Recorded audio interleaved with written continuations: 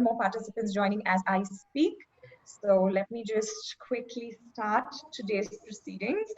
Welcome again, another Wednesday, another Wow Wednesday. We have lots of things lined up on Wednesdays, but I think now we all remember that the last Wednesday of the month is the Wow Wednesday. And today we're here to discuss a very pertinent, a very specific issue, which I think is something that everybody needs to sit up and take notice, because it's the fourth most common crime against women in India. I'm talking about rape. According to the National Crime Records Bureau, 2018's annual report, 33,356 rape cases were reported across India. And I say reported because we know the reality. Out of these, 31,320 were committed by someone known to the victim. Now, beyond all of this is the psyche and the mindset that we're trying to understand, and these nuances. And to do this conversation, it's an honor and pleasure for me to invite Shoma Bakre, a very dearly beloved Shoma. She's going to introduce our speaker, but before that, let me introduce Shoma to all of you. With 25 years of experience in diverse areas, including CSR, entrepreneurship, media, human resources management, business development, corporate training, and teaching, after the acquisition of the company that she co-founded and the completion of the transition process, she voluntarily retired from corporate life to pursue her passion for community service. And she set up a social initiative that can help make a difference to the underprivileged in India and bring about positive change. In her personal capacity, she's been actively involved for a while in helping both at the grassroots and the strategic level various charitable organizations that work for the welfare of underprivileged women and children, with a specific focus on education, vocational training, employment, health, sanitation. A social responsibility organization is called Let's Do Something Good Foundation, and it offers advisory services in the social development space and also provides a platform for individuals, corporates, and not-profits to come together and drive positive social change through collaboration. She's on the board and advisory councils of several organizations. She likes to invest in interesting high potential startup enterprises. She's also an author, a documentary filmmaker, motivational speaker, and a mentor to women professionals and entrepreneurs. She's somebody who's phenomenal. We all know her personally, but it's an honor and pleasure, Shoma, to be inviting you to do this conversation.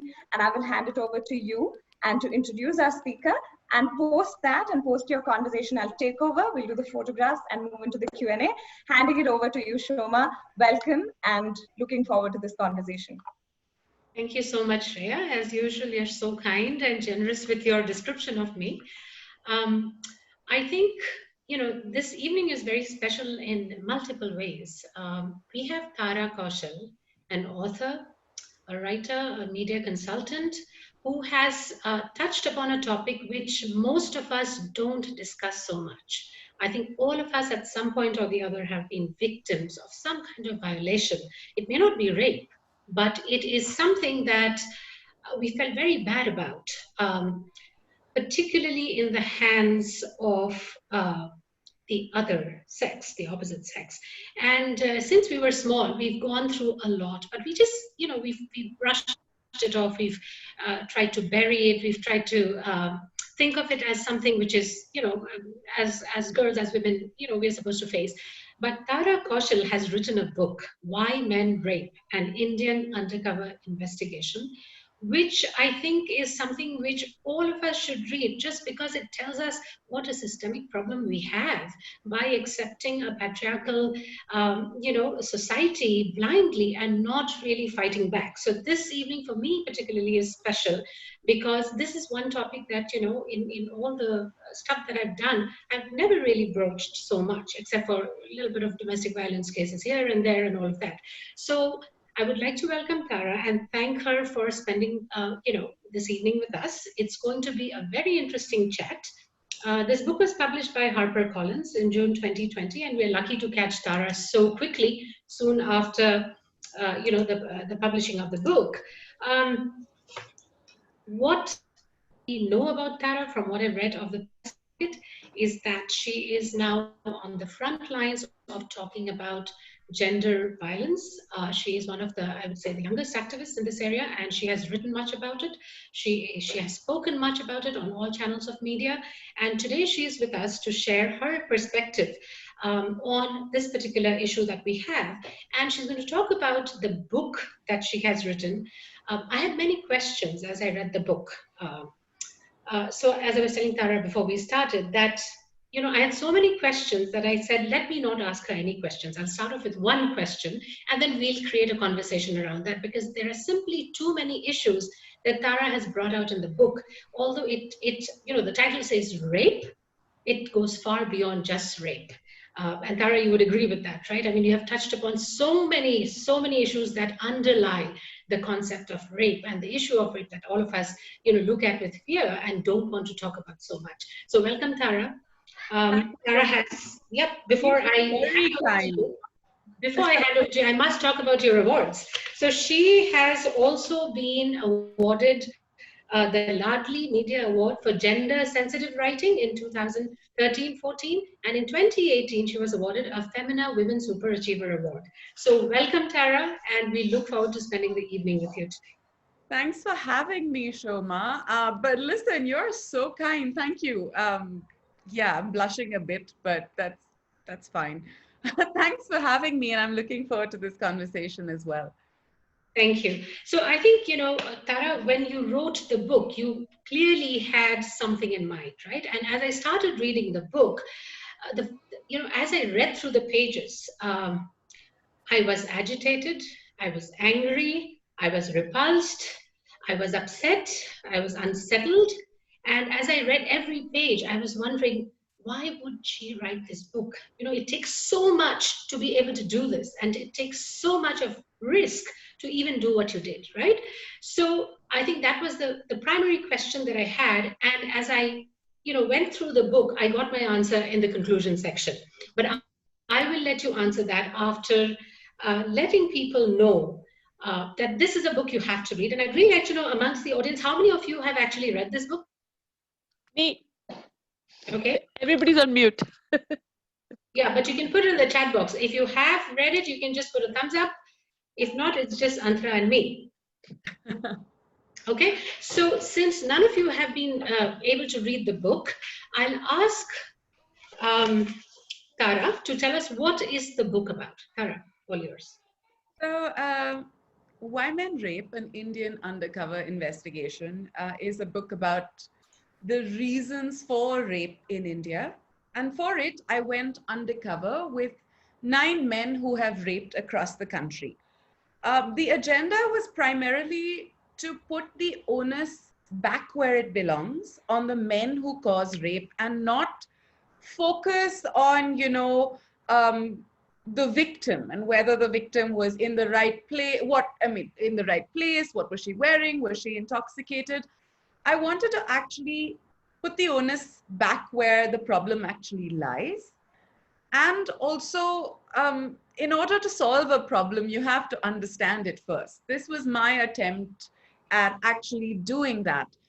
But I don't think I've done anything that's spectacular. I actually think that I've only taken a conversation that is really nuanced in the academic space and brought it to the masses, because that's it. I was really tired of hearing about protectionism and the women as part of the problem or the solution for rape, which it isn't.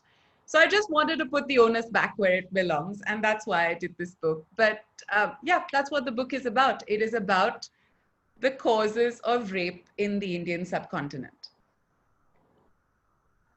So those of you who have not read the book, and that's actually all of you except for 3 of us, I think, one of the very interesting things about the book is how, Tara has done very, very thorough research. She has interviewed 9 men who are all rapists coming from different strata of society. She has interviewed international experts on this matter, and she has also spoken with victims. So you actually have a 360-degree view of the problem, the perpetrators, the victims, the cause, and the academia and their view on why this problem exists. So it makes very interesting reading. But Tara, tell us, how did you manage to catch hold of those 9 men that you interviewed? What was the process? So the first thing I did when I decided that this was the book I was going to write, and this is how I was going to write it, by going undercover. The first thing I did, of course, was put out a call on my Facebook saying, you know, are you victims or survivors, however people identify themselves, are you willing to talk to me, and can you tell me who the perpetrator was for you?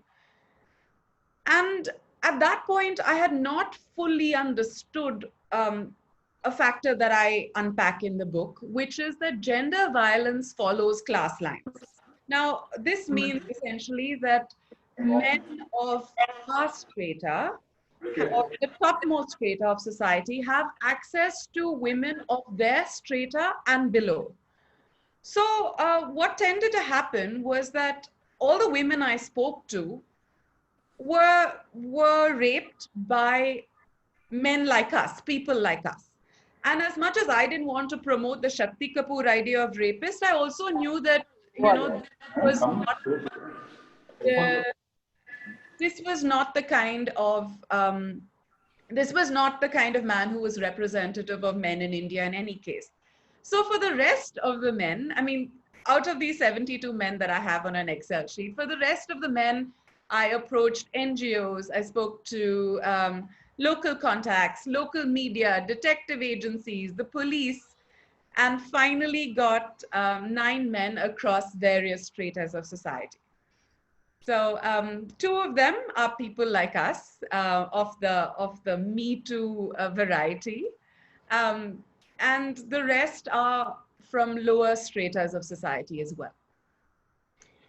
So one of the things that, you know, as I was reading, as I said, I was quite repelled by the thought of having to sit across a person that you know has done such a heinous crime, right? How did you manage this? How were you able to interview them without showing them that, you know, you were revolted by them, if you were? And even prior to that, I think one more question that I have to ask you is, how did you get them to agree to be interviewees? Okay, so all these men thought I was an NRI filmmaker researching a film. So the 250 questions that I asked all the men were the same. Why they thought I was asking it, I mean, when I hung out with a political henchman in Bhopal, he thought I was making a Gangs of Wasipur type of film. And when I hung out with somebody in a village on the MP-UP border, he thought I was making a Peeply Live kind of film. So I think that was for a couple of reasons. One, of course, is, can you imagine calling someone and saying, hey, I know that nobody knows you have raped and the police hasn't caught you, but I'd like to talk to you because I hear you're a rapist. Now that is problematic. But more than that, I think when you speak to someone, you have what you call a social desirability bias, which is that people tell you what they think you want to hear. And that's just human tendency. But if I explain that I was here in order to, as a feminist activist who was studying rape in order to stop it, I didn't want to corrupt the answers that I was going to get. Likewise, I didn't want them to think also that they would tell me all these gory things just to seem more dabang and more cool than, you know, than they otherwise were. So in that sense, that's the reason I went undercover with them. Now, to answer the first question you asked, it was hard. I'm not going to, I mean, I think I'm still processing some of the emotional fallouts of what I thought didn't make a difference. And you know, when I went into it, I saw it as just a job. Like I was like, okay, now I'm doing this and I'm researching this and this is part of the research. And I think I was on adrenaline and I wasn't afraid. But in retrospect, I realized that there were emotional fallouts. Also, you know, you have to suspend your judgment.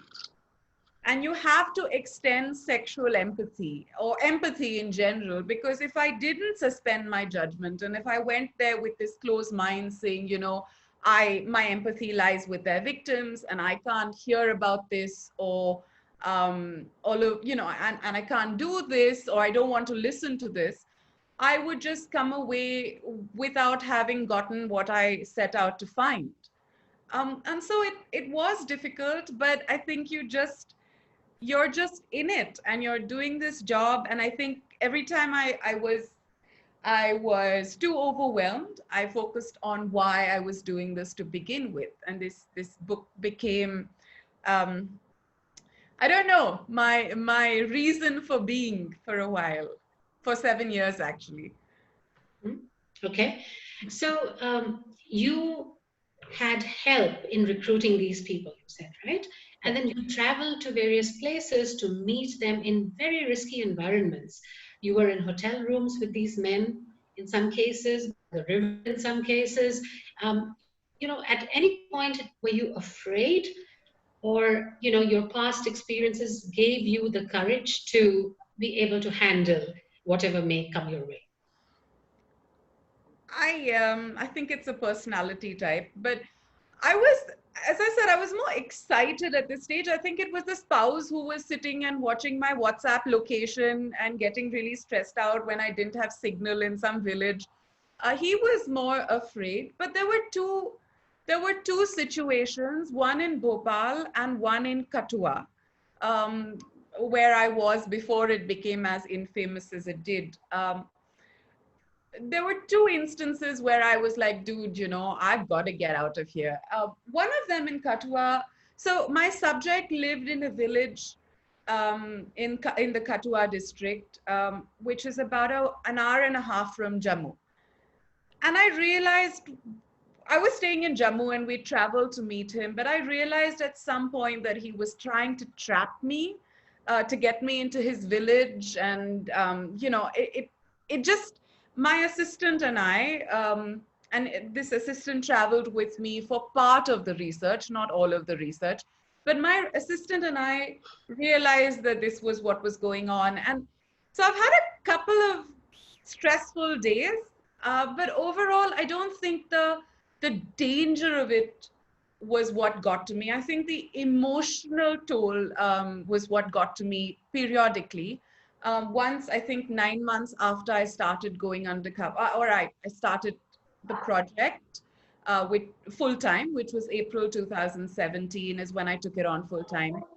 And I think at that stage, in December 2017, I was just overwhelmed because, there was a lot of what the men were telling me. I had done 5 subjects at that stage, but also, there were women who were just coming up to me at parties, at a tile shop.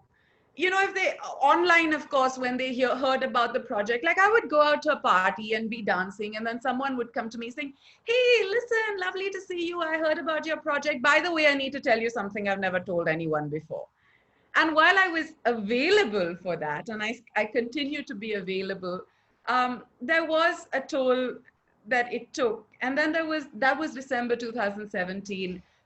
In July 2018, I had a lot of personal loss. I lost my mom-in-law. So that was really traumatic as well. And I think now when I look back though, I thought I emerged unscathed. But it's only recently, the other day I got locked in my bedroom. Something happened, the lock, and Sahil was outside and he was trying to open my door, and there was a lot of racket, and I realized I was triggered and crying in the bedroom, and he's like, 1 second, what's wrong with you? What is wrong? What's happening? And I couldn't explain it.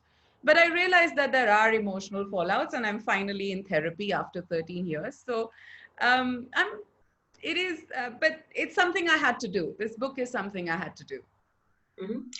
So was the seed for this project planted, by the Nirbhaya incident? Was it then when you were, you started thinking about this particular project? Well, this project has been the culmination of a very long personal and professional journey.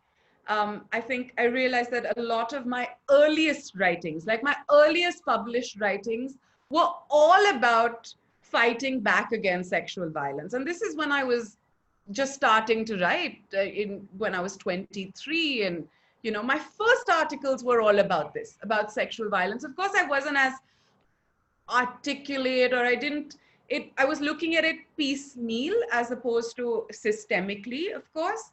But I was looking at stray incidents and how fighting back was a good thing, and how I was coping. But then, of course, came the Delhi gang rape of December 2012, right? And of course, I was very triggered, as was the rest of the country. But I realized that I used to be the girl who traveled to Delhi University by bus.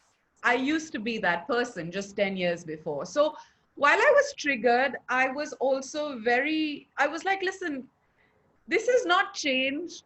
This is how it is. And I realized that, and I talked about this even earlier, that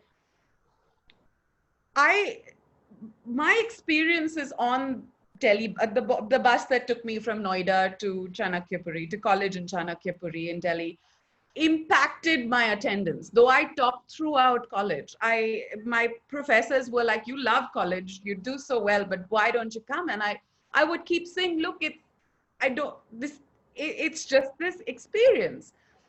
And so sometime in 2013, I decided this was the book I was going to write. And I started reading for it then. So I spent 4 years from 2013 to 17 reading and planning and saving for this project.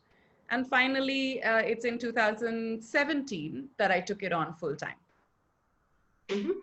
So, you have shared some very personal stories, right, in the book.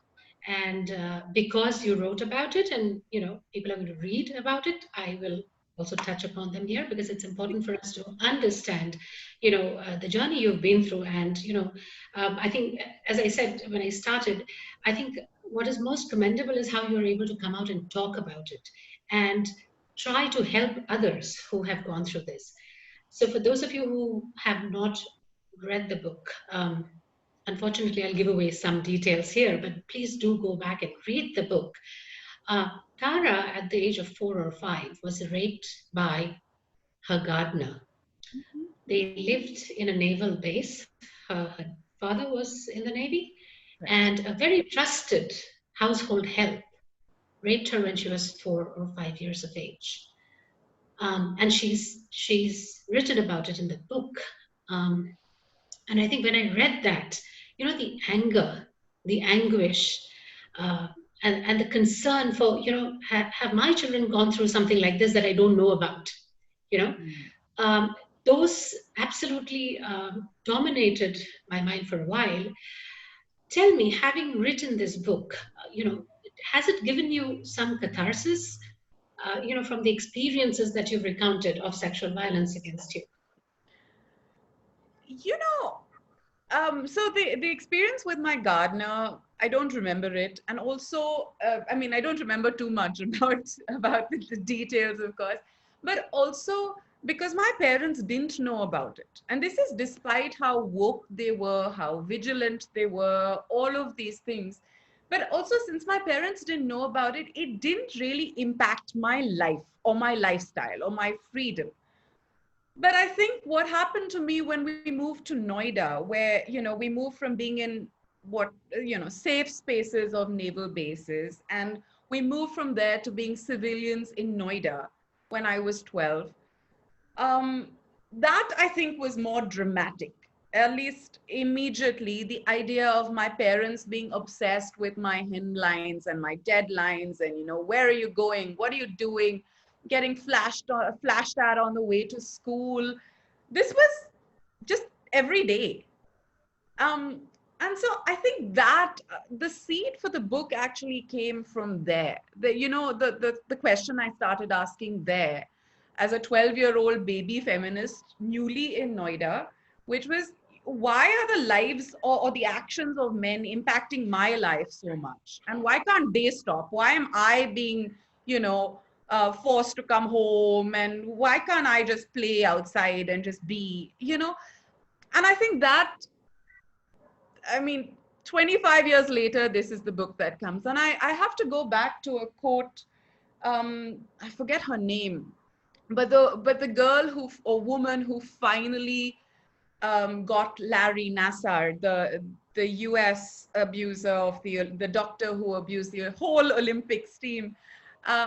She said, young women don't stay young forever. They come back as a powerful something, and they come back to ruin your world. And I think in some ways I look back at this journey, and I'm like, okay, maybe this was my journey, and maybe I'll actually change it. And maybe not only in an attempt to reclaim my narrative, maybe I will actually make it a better world for people around me, and women to come, and generations to come. So I don't know. I hope that something good has come off those experiences. Mm-hmm. So I think everybody is eagerly waiting to know, why do men rape? You know, I have been giving, since HarperCollins released the PR of the book, which was on the 9th of May, I have been giving interviews pretty much every day, sometimes 4 a day. And I have not been able to come down to, I mean, I think I say this in the book as well, that I don't want to revert to stock phrases of patriarchy and power and, you know, those things that you hear about all the time.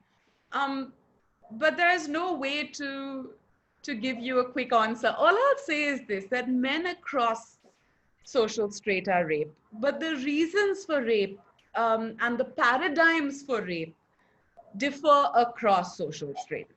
So the poorest or the lowest, or men of the lowest social strata, who I've called angry young men in the book, there's a lot of systemic reasons for anger.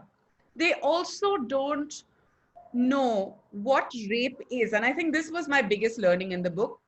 Kisi ko pata nahi ki rape kya hai. You know, that was my biggest takeaway, that we don't even have an idea of what rape is, a commonly agreed idea of what rape is.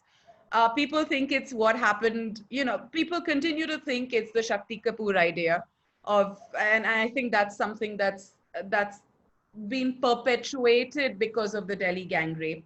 So a lot of these men don't even know, like, I told them, you know, do you force your wives? And they're like, yeah. And I said, oh, you know, rape and stuff. And they're like, shadi ke baad rape kaisa? So to me, the idea of, here we are talking about affirmative consent and sexual autonomy, and there we're still talking, in other spheres, we're still talking about, you know, women as possession. So there's angry young men. I think men from the highest social strata definitely know what they are doing is rape. There's no question about it.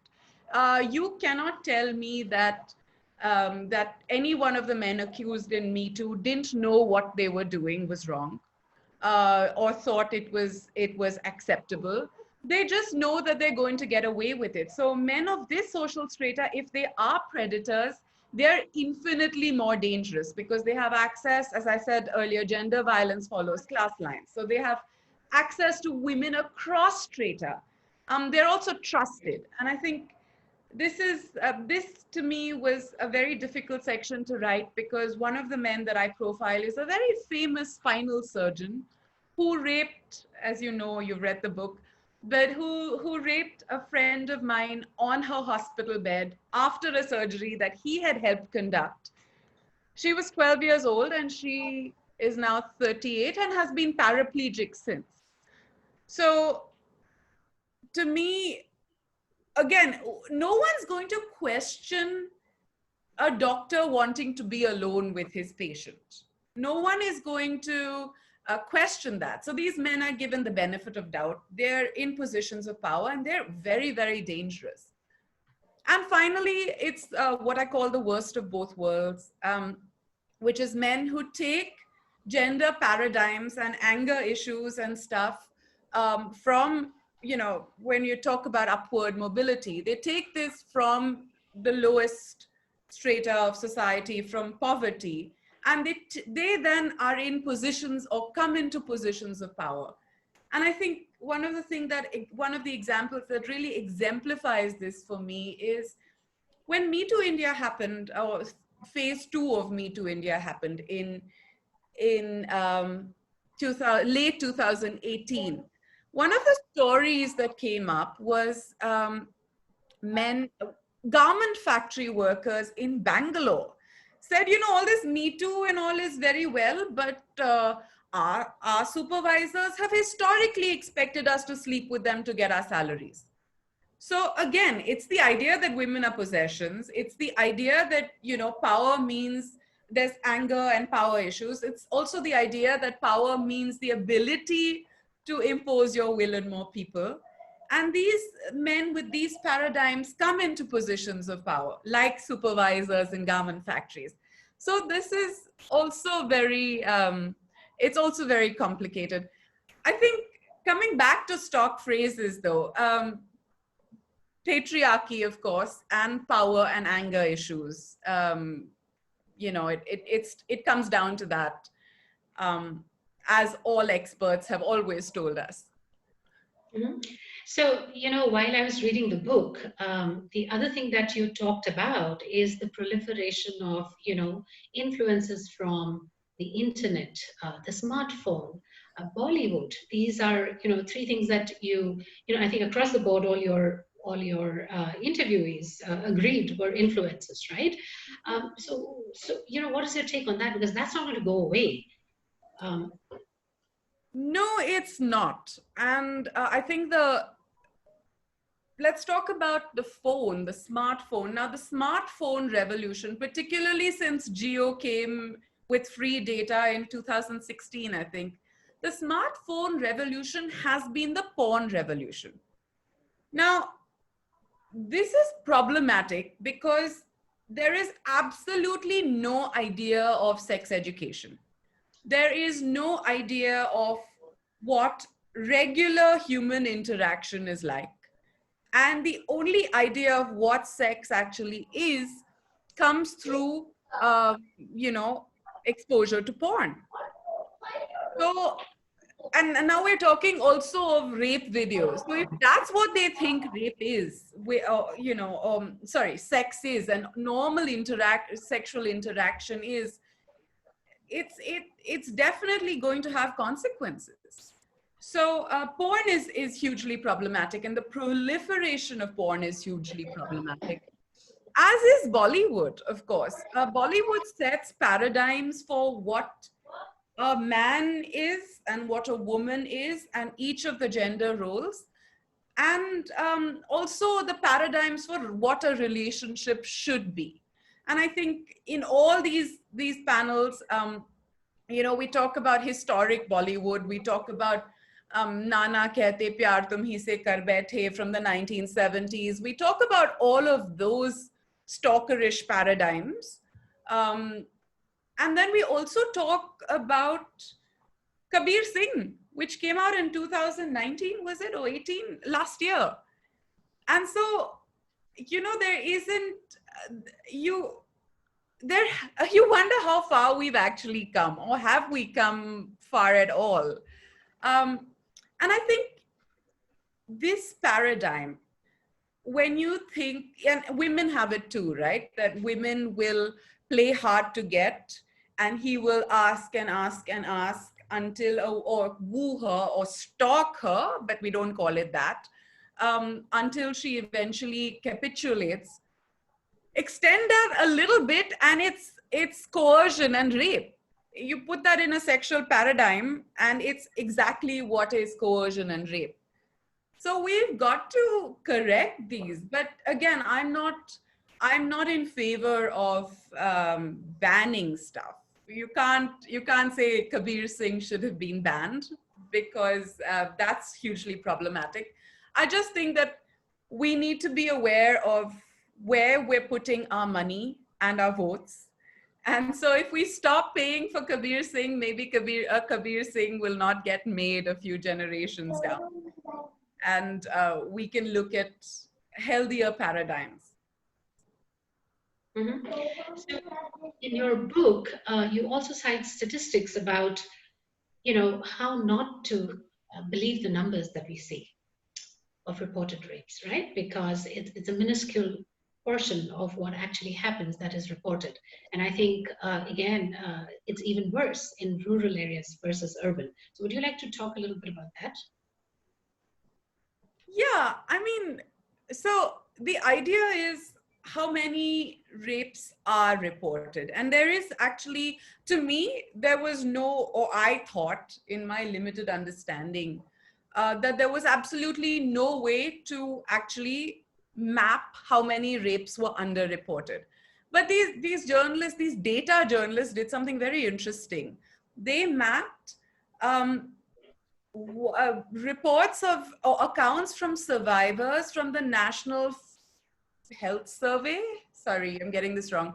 And mapped it to the National Crime Survey and realized that 99.1% of rapes, particularly if the rapist is the current husband, 99.1% of rapes are not reported to the police.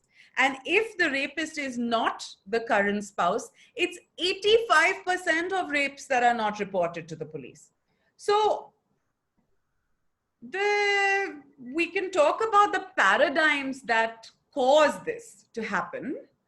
And that includes your usual honor. Somebody the other day told me that then they were talking in a different context, but we were talking about the system of the police and law and order in India. And she told me, she says the process is the punishment. Okay. And she was talking about for the perpetrator, but it's also true for the complainant. You know, just going and seeking trying to seek justice is not, it's not available for most women.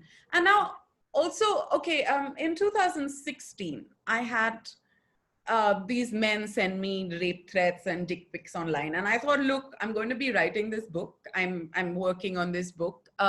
Let me see what the law enforcement in this country is actually like. And it was as I expected it to be. So I go to Juhu police station and I file this complaint. And because I'm in the media, and I put it on my Facebook, because I'm in the media, a lot of my friends are journalists. So they picked it up. They picked up this story. And there was a lot of media coverage. And I chased and I chased and I chased, and then eventually nothing. And this is 2016. Now in 2017, one of the very same men who I had complained against sends me another dick pic. So again, I put it on my Facebook saying, look, not only does police inaction embolden, I mean, it's actually emboldens men, right? Because they know there's a complaint against them and they know nothing will ever happen.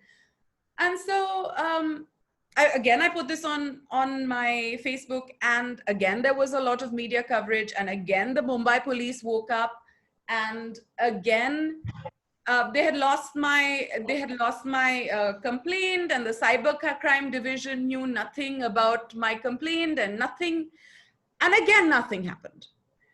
And then in 2018, when I finally called my case officer and said, look, is something happening? And he said, you know, oh, he was jailed, and one of the four men has been jailed and bailed in June. Now, I don't know whether that actually happened, but my point was, I have the intersection of so many privileges. I'm urban, I'm educated, I'm upper caste, I'm rich, I'm English speaking, I'm aware of my rights. And this is what happened to me. I do not know what access to justice a poor Dalit village woman has. And that emboldens perpetrators, because although I don't have a law and order approach to crime, I don't think, you know, we should be approaching crime as saying, you know, punishment reduces crime. I also think morals and culture reduces crime, and that's what my book is about. But I think that when you know that, you know, there'll be no consequences for your actions, it certainly emboldens for perpetrators. And so, unsurprisingly, 99.1% of rapes are not reported in this country. And that's terrible. We've seen the Nirbhaya case, 7 years the parents struggled, right? And it was not easy.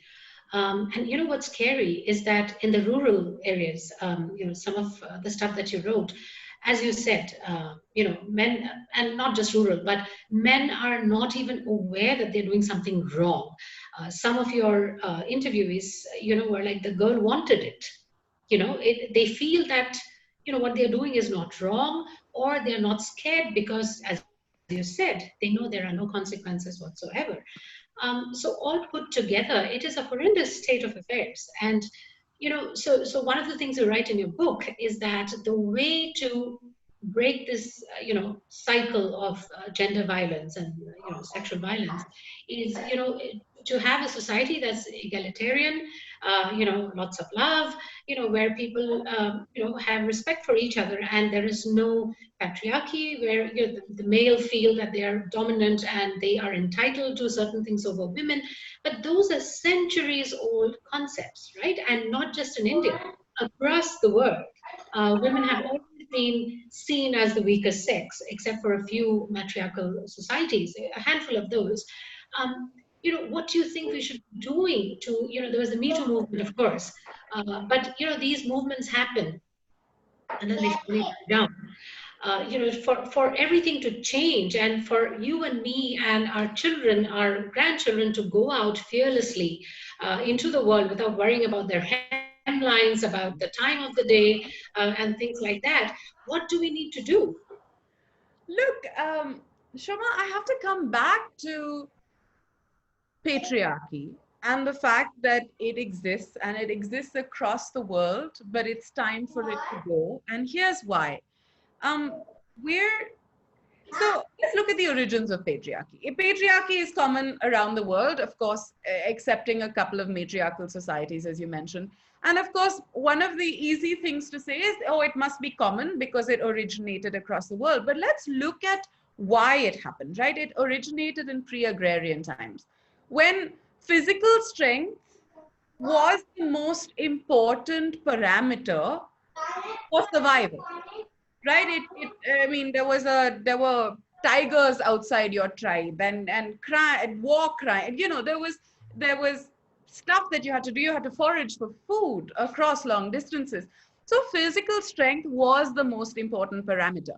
And what therefore started as a physical advantage then became men asserting advantage in all others, the other stratas that they then created. So every single system that is man-made, be it religion or law or education, every single system that is man-made, literally made by man, is patriarchal. But it's 2020 and we're in a knowledge economy. We really, even when you go to war, there's no hand-to-hand combat. So it doesn't, your physical strength actually makes no difference in the world today. So patriarchy has run its course. And I think we need to all assert that we are feminists. And if patriarchy has run its course, it's still around, even though it shouldn't be. And I think the way we're going to actually battle that is, by all of us doing our bit. Now, we keep saying culture and society, but we are culture and society. We are agents of culture and society. We are agents of change. And also being privileged in India, and I think we need to acknowledge our privilege sitting here and having these Zoom calls, but being privileged means we have so much impact and a trickle-down impact on everything that we, everybody we touch and everybody we see and things. And look at, I mean, you run an NGO that empowers women and empowers. So I think us asserting that we are feminists and we are going to make a change and doing all that we can is, I think, a very important first step. Of course, there are smaller steps. And every time somebody asks me what we can do, there's the big picture of, patriarchy and remove anger. And anger is the only emotion boys are allowed to express. So we need to take a foot off the anger and, be a little more about the love and, hippies chale gaye, mujhe chhod gaye. And I've said this in the book as well. But I think we need to me, the smallest thing, and if somebody asks me, what's the small things we can do? I think we need to stop domestic violence in homes and corporal punishment for kids. Because seeing domestic violence between a father and a mother and being hit as children really fucks with the mind of the kids, yeah? Because they start associating power and love with violence. They start having disjointed emotions about, what love means. So I think domestic violence is a very important, ending domestic violence is a very big and important step in preventing rape in the world. This is how boys are socialized, and this needs to stop. Mm-hmm. So, this is a very interesting conversation, and I could go on for the rest of the night, but I think I will have to stop, in a minute or two, I will stop. I just wanted to touch on another thing that you mentioned, that one of the triggers, again, is, and you were very, very, what should I say? You put a lot of disclaimers around this, saying that you don't know much about religions, but you said that it does have an influence. And one of the things that one of your interviewees, I think, said was that, temptation, it's a woman that tempts, and even the sages couldn't resist. I think Vishwamitra was, quoted that, even he couldn't resist the Apsara who came and danced in front of him and he raped her. So who are we? We are just mortals, right? So in that kind of a mindset, and when you say that we should stop domestic violence, etc., I think you also mentioned that we're very privileged, right? So I think many of us, are in that situation where we don't experience domestic violence at home. We are probably rearing the kids, right? When I say we, I'm talking about the general, the normal people, as we would define them as. What can we do to help? They're the rural poor, they're the urban poor, they're the urban middle class, urban rich, who also suffer the same stuff at the hands of, their partners. So, what can we, assuming that, we are all fine, our households are in order, what can we do to help? Okay, assuming our households are in order, and I think that's, of course, very important. I don't think I would have been able to write the book were my current scenario not completely safe and secure. So I think, yeah, that's super important.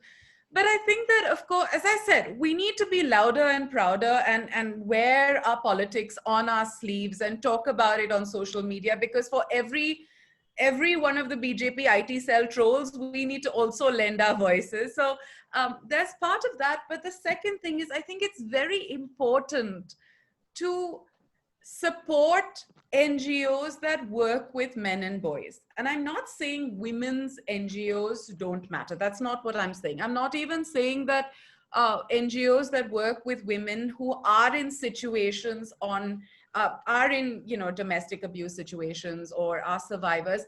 I'm not even saying that they don't deserve they're very, very important and deserve all our support. But if we're looking at a prevention rather than cure if you're looking at preventing this rather than curing it, I think we need to focus on a lot of NGOs, and there are quite a few, including Men Against Violence and Abuse in Bombay, Equal Community Foundation in Pune. There are a lot of people that are working with men and boys to change the gender paradigm. And I think that's where also our money should go. We should also legislate or try and legislate having, sexuality education in schools. Mm-hmm. Now, this is hugely problematic because I know education comes under state ministries, the state governments. And this often happens that, the fuddy-duddies who are making the laws do not really understand what's happening on the ground. It's very important that we have sexuality education. It's super important. And I often say this, the problem of calling it sexuality education, call it moral science for all I care. You know, because knowing about your body and about other people's body and rights is moral and science. So call it moral science, but let's have sexuality education. So what we can do is we can agitate for some legislative changes. We can fund people who work with men and boys. If we can't do it ourselves, which I don't think a lot of us are going to do ourselves. But these are ways to actually bring about change in our spheres of influence. Right. And, one of the things that I think we have to make very clear here is that rape is a very, very broad word, right? It has so many subcategories, and I learned about many of them after reading your book. We tend to think that boys are safe, men are safe, but no. I can see my friend Dr. Ushi Mohandas, who she's also joined us. And when we were chatting about this, she said, women also rape, right?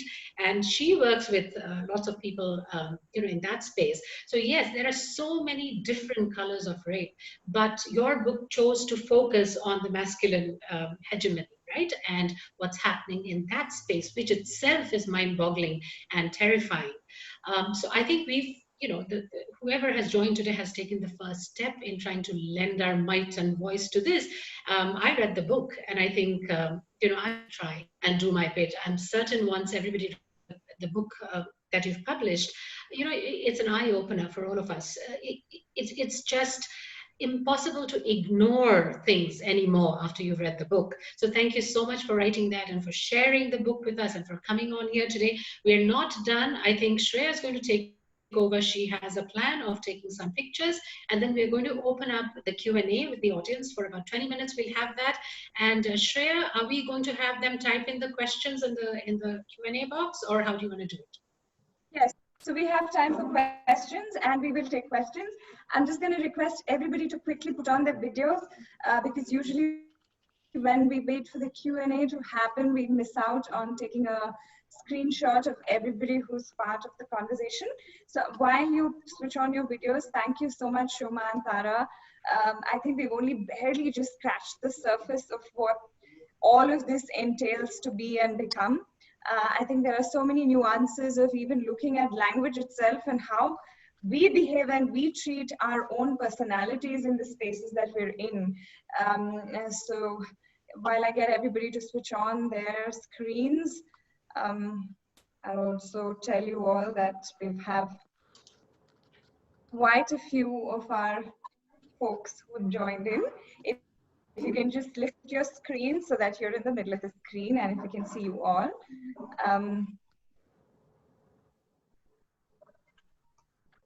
Shreya, please confirm you're taking the photo and I'm not. I am taking the print screen. All right, everybody. 1, 2, 3, and 1. Just a second, saving it.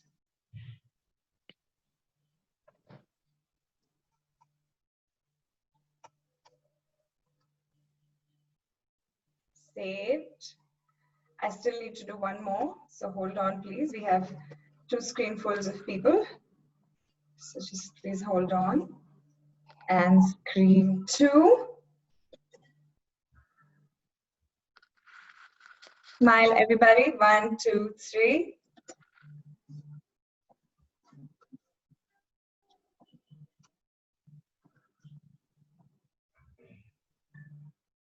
And yes. All right, thank you so much. Ladies, I'm just, the screens keep swapping, so I'm just being careful and making sure I get all of you.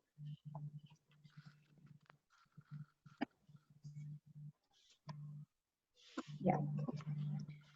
Yes, and I'm sure that you have a lot of questions for Tara, and I'm sure that there are a lot of conversations that are yet to be had.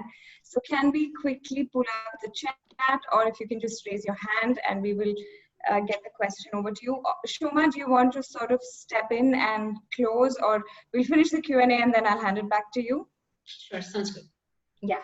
All right. So in case you have questions, if you can just raise your hand.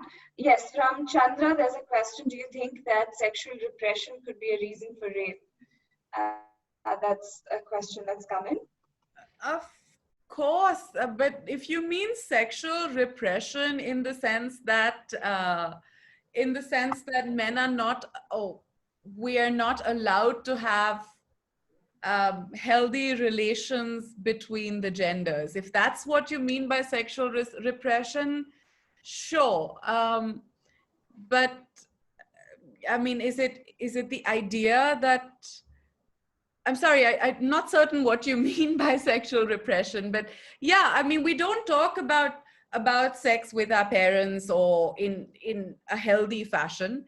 But I don't think men and boys today are actually, in that sense, sexually repressed, because they learn about sex through porn so early. And this is the big problem, right? We don't talk about, we don't want kids to be taught or to have sexuality education. And most of the reasons that I hear is, kids learn naturally. But what is naturally? It's not fumblings on a wedding night anymore. It's through friends showing them porn at the age of 7, 9, 10. So I'm not certain we have sexual repression in that sense, in the sense that we traditionally knew it. Right. So you said sexual education is very important, but you've answered that question already. Kay asks, is rape more about sexual pleasure or the intention to hurt someone? I think that's also a pertinent question too. Okay, now this is a big and very important question. And for this, I think I'm going to have to take a few steps back. Now, the older idea of rape, or why you caused rape or violence, is that you objectified or dehumanized the victim. And I think this is, we hear this all the time. Bollywood objectifies and, don't objectify people. And the idea is that eventually if we humanize the other gender or the person that is victimized, we will eventually be nicer to them. But a more recent idea about violence in general, and when I say recent, I mean that this is only being discussed like for the past 10 years. And therefore violence in general and sexual violence in particular is the idea that it's not the dehumanization, but the exact opposite thing that causes rape, which is or violence in general, which is that you know fully well that the person that you're hurting feels hurt and is capable of feeling hurt, which is why you want to hurt them. Now, this is infinitely worse. It's an infinitely worse way of looking at the human impulse. But it's my only humble idea and my only humble contribution to the discourse on sexual violence, and I keep saying this book is not, I have nothing new to add except this one thing, that both reasons for rape continue to be true. That somebody objectifies the victim and somebody, sees them as fully human.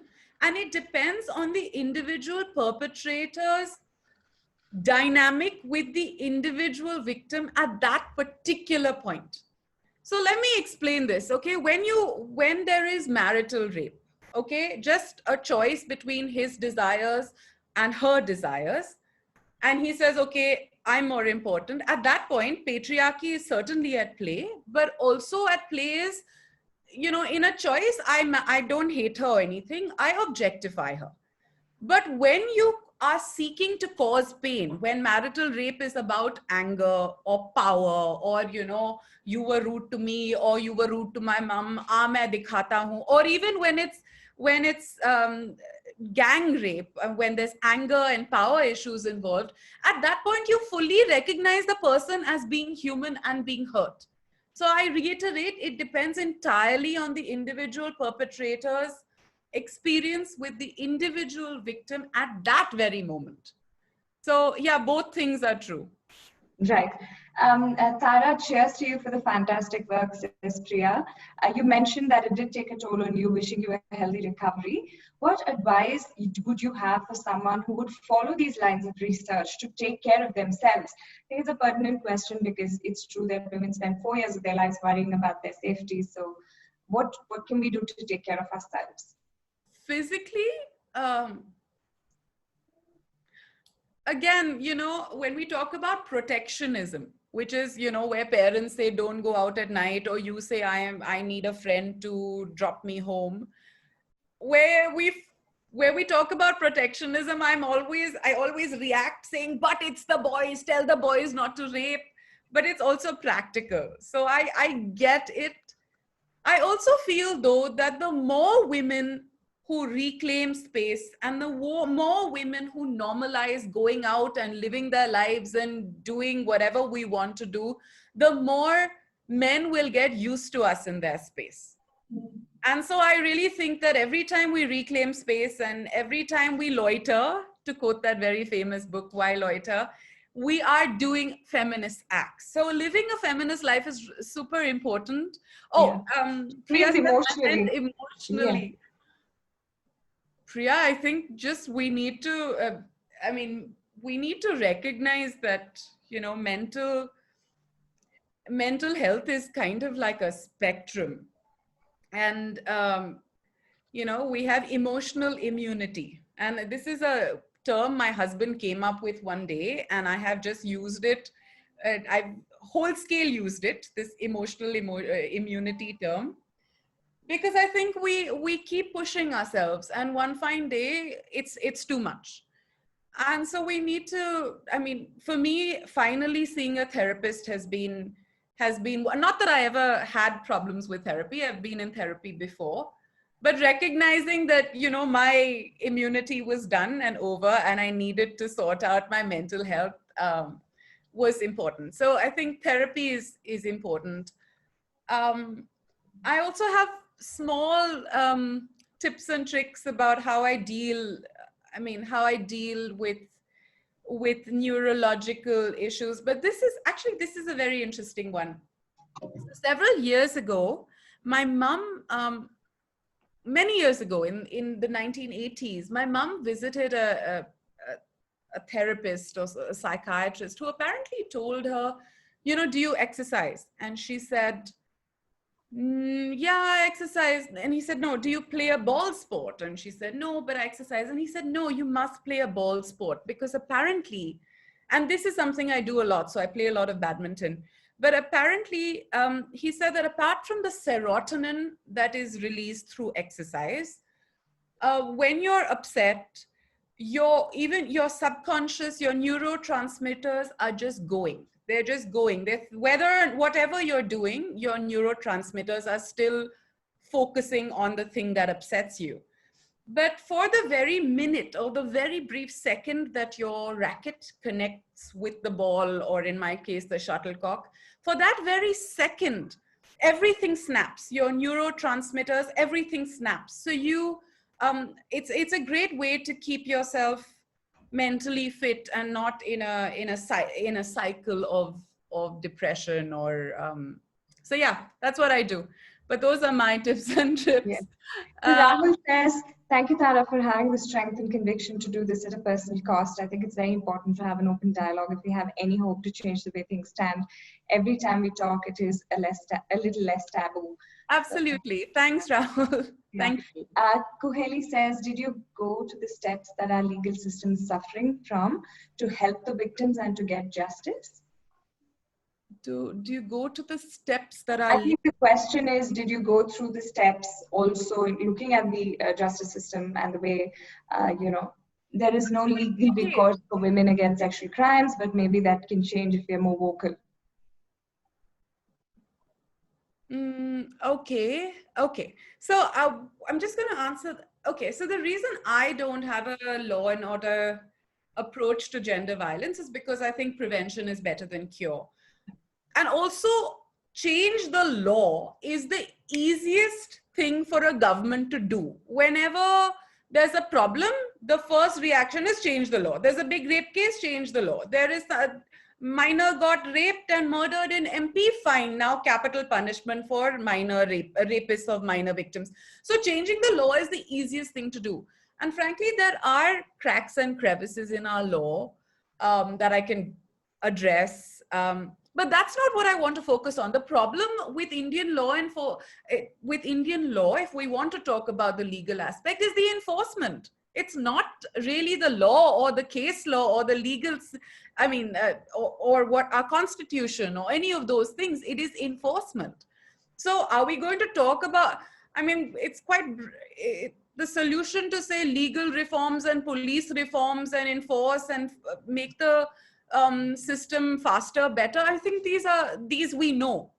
But it's a lot of heavy lifting. No one wants to do it, so we change the law. At every given opportunity, that's what we end up doing. And law has never really prevented perpetrators. No. So Dr. Ushi and Antra's hands are up. We will hand it to Dr. Ushi. Dr. Ushi, your question, and then we'll come to Antra. Dr. Ushi, you can switch on your video and ask your question, please. Okay. Thanks, Shoma and Antra, for sharing this with me. And thank you, Tara. It was, I in fact had 2 sessions. I ran and came because, I strongly believe in a lot of things. I listened to this young girl, Shreya, all the time sitting at midnight and, getting hounded by guys telling her I love you and, all these kind of things. And then she gets pissed off. And in spite of being so brave, in spite of being everything, she switches off. She gets annoyed, people get to your nerves and things like that. So to cut a long story short, first of all, thank you. I think sessions like this and we going and doing sessions like this brings in tons of awareness within people. But I just want to ask you one question, Tara, because I do a lot of work with men and I do a lot of work with young boys because I'm a teacher and I meet a lot of young students. And, did you, during the course of writing your book, or going undercover and meeting people, ever discuss rapism? Did you? There is a phenomenon in psychology where probably a lot of men and women, they fantasize being raped. I'm sorry to say. No, of course. What happens, right? It is a mental disorder where a lot of people dream of intense sexual fantasy being controlled. Right? I know personally of women who like that. I also know of women who get spanked, who get beaten, who get controlled, who love their cuffs. And, it becomes more gaming actually. So sometimes it happens, where does one draw the line? Because these things are very personal for some people. And the same people that indulge in what we call paraphilic behaviors. These are called paraphilic behaviors. Paraphilias, yes, of course. When these paraphiles, when they finish with their paraphilia, they go to the cops and say, this guy raped me. But, so the men's complaint is that when they're at it, they enjoyed it. But when it was time to get back, the women also go around and then say that, suddenly they become the lamb that is really scared of the wolf, So, Doc, I'm going to just say I'm going to respond in 2 ways. Yeah. So when you say where does one draw the line is very, very clear in my head, which is if we situate everything that is done sexually within individual rights and sexual autonomy, then it's pretty clear what you choose to do through choice, whether it's throuple, threesome, BDSM, anal, whatever you want to do in choice is all okay. Consenting adults is all okay. And whatever you don't want to do is not okay. So you have to, if you situate all these questions in the idea of individual rights and sexual autonomy, what is rape and what is not rape becomes pretty clear. But now coming back to this false rape complaint idea, now this idea that, yes, women file false rape complaints, and I do not disagree that the law is abused, but there are many, many rejoinders to that. The idea that women frequently file false rape complaints is one of the most dangerous and prevalent rape myths across the world. It happens. but all laws are abused. So the fact that in sexual violence, it is the first thing that is always brought up, ki, the women file false rape complaints, is also diverting attention from the fact that 99.1% of rape is not reported. So of course, the law is abused. And of course, this shit happens, but I don't think it happens as frequently as rape is not reported. So I find that it diverts, I find that it diverts the conversation. As I said, rape law is no more abused than other laws in the world. But we always, this not all men and men too seems to just be only evoked when we are talking about, women's experiences of sexual violence, which are at a critical tipping point at this, I feel. So, yeah, I totally agree that it happens. I just don't think it is the most critical aspect or facet of rape, or even rape and law. There are lots worse things that we need to address. And sure, it's true. I do think that women who abuse the law need to be punished, because I feel that they help derail the movement. They provide fodder for this false rape complaint myth to gain more traction. So and they're against feminism. They're against everything we stand for. So they should not abuse the law. And that, of course, I don't approve of. True. I actually shared a photograph of the book, and I had many people who replied saying, by the way, I'm a man, I don't rape. And I said, I'm sorry, you're the outlier. The reality is the statistic is itself against you. With that, Antara, if you can ask your question, and thank you so much, Dr. Rushi. Right. So I'm going to also play admin and say this is the last question. I'm very sorry, Shreya, but which is why I gave it to you, because I need. Thank you kindly. So first, I'm going to quote from Tara Kaushal, 18th of September 2018. I have no idea why you sent this message to me, Tara, or how we connected, but you said you're a person after my own heart, and you truly are. Thank you so much for doing this. Everything, not just coming and speaking to us and giving us the benefit of your time and your energy and your honesty, but the entire process that you have sacrificed for, the way you have repaid the trust of the people who crowdfunded your book, and what you're bringing to the world. So thank you for that.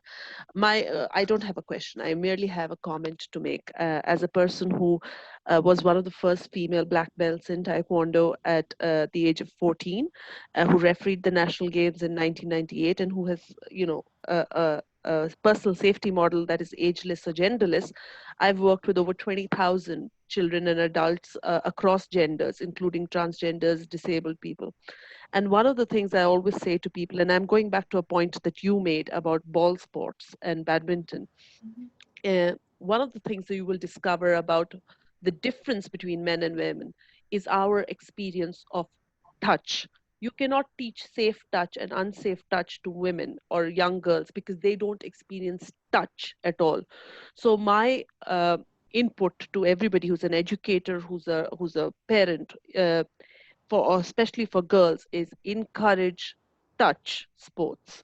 Encourage them to be touched, to feel touch, and therefore to understand instinctively the difference between safe and unsafe touch, to be roughed up, to feel pain, to be punched. Encourage that. And encourage their bodies to learn to punch back, to feel their power, to feel their weakness. And that is just an input that I have from the physical experience that conditions the mind to build the personal safety habits that then feed into what decisions you make. And that's my only comment on the subject matter. Back to you, Shreya. Yeah, thanks so much, Antara. And Tara, one of the things that one of the foundations I work with, HopeWorks Foundation, does is actually work with young girls, and they taught self-defense. So one of the things the girls said was, firstly, they don't want to scream, because the first thing they're told is to scream, and they've been told all along that they should be seen and not heard, that they're very reluctant to scream. And then when they ask to lift their legs, they'll say, oh my God, and they'll giggle and they'll say, but we're wearing skirts, we're not allowed to lift our legs. So even in times of, safety and personal safety, women are thinking of what they've been told not to do. So, and that's the reality that needs to change. With that, Shoma, please come back into this conversation and take over and close our evening. We could go on and on because this is such a powerful topic and we have such amazing speakers. So Shoma, over to you. Thank you, Shreya. Yes, I had told Antara we'll stop at 8:30 sharp, and then I had to apologize because we've gone over time. All I can say is, Tara, I think it's a new beginning for many of us after reading your book, after having spoken to you. Hopefully, some of us will try and bring about some change, which is much needed. It's not going to happen overnight. It's centuries-old traditions, beliefs, social, environmental, historical, education that we've had, and it will take a while. But I think somewhere we need to begin, and today has, certainly left a mark on all of us. So thank you very much. I know that you're also working on your second book, and we hope you'll come back with us again when that book is published. Wish you all the best, and we would love to continue this chat with you down the ages, as long as we are here and as long as you are there, working on the same cause, hopefully, and trying to make things better for us. One of the reasons why, this topic is very, very important for WOW, our vision is to empower rural women entrepreneurs. That's what we had started with, through investing in their small enterprises and ventures. And one of the things that I always believe in is that, you have to have 360-degree interventions. Otherwise, you really don't make a dent. You can invest money in the enterprises, but a woman who's being raped, who is being beaten at home, who is treated badly, what are the chances of her thriving in her business? Yes, a few may, but a few may get killed. A few may get maimed. So, although this is not our core objective to go about working on domestic violence issues for the women beneficiaries that we have, this is certainly a very, very important, area that we cannot ignore, particularly, given the statistics, which show that, even fewer women from the rural backgrounds even report being raped. And I think the numbers are higher of being raped there. So I think, therefore, this particular topic is close to our hearts from WOW, and we really, really thank you from the bottom of our hearts for spending the evening with us. And, the rest of you, my dear friends from WOW who've joined, and a couple of gentlemen who've joined, thank you so much for joining. Let's, pledge to do whatever we can in our small and big ways, whatever we wish to do to make things better for all of us.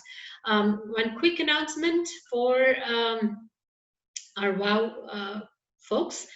We are opening up membership now because, earlier we had a constraint of physical needs, and since we host these in our homes, it was a little difficult to host more than 20, 30 people at once in a single home.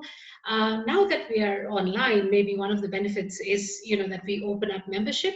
Why restrict a good thing from being availed by many more people? So if you think anyone who's here who is not currently a member, if you'd like to join, please do write to us. And Shreya or Antara, if you could please type in the email ID. I'm sorry, I don't remember that. So you can send in a note. You can spread the word to friends and family who may want to join this group of ours. We would love to have our tribe grow. We would love to do small things and make big changes. That's what we had envisioned. And thank you everyone for joining today. Thank you, Tara, once again. Thank you, Shreya. Thank you, Antara. Thank you, Dr. Ushi, and everyone else who asked questions. Before we part, we have 2 new members who joined today. They have joined the APR chapter. I'm hoping, I had told them to join as guests today. I'm hoping after this session, they will reconfirm that they'd like to join. One is Pallavi, and the other is Suchitra. So welcome, ladies, and good night, everyone. Thank you so much.